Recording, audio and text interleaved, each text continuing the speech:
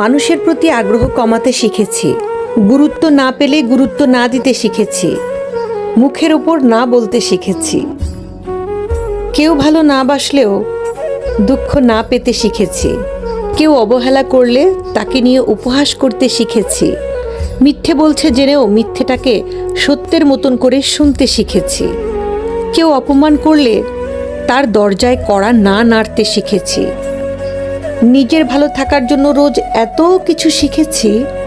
এত কিছু শেখার পর যখন কেউ অহংকারী বলে